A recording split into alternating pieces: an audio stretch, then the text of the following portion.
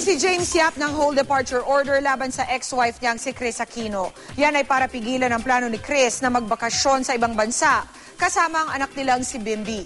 May report si Nelson Canlas. Na makita niyo to na pinaglalaban na kita, Bimbi. Love na love kita. Kung ano yung pinaglalaban ko dito, kung ano mo yung mga pinagsasabi ko dito, dahil mahal ko ang anak ko.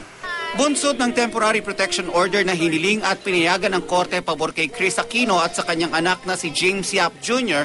o mas kilalang si Bimbi. Isang hold departure order naman ang final ni James Yap sa Makati Regional Trial Court.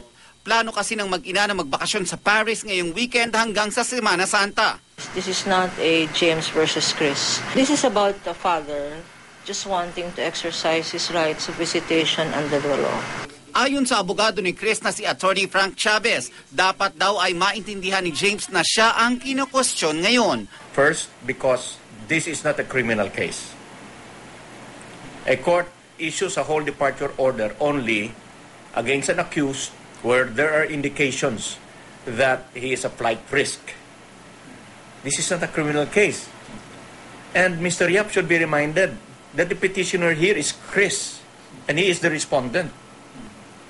So why would Chris file a petition then leave the country as if there's a danger for her not to come back?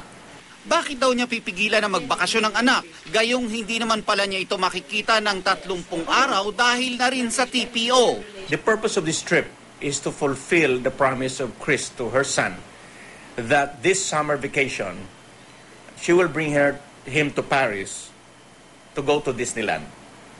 But here comes a father who thinks only of himself, and he wants this trip stopped. So that will give you an idea of what kind of a person the father is. Bukas didinggin ng korte ang hiling ng kampo ni James Yap na whole departure order.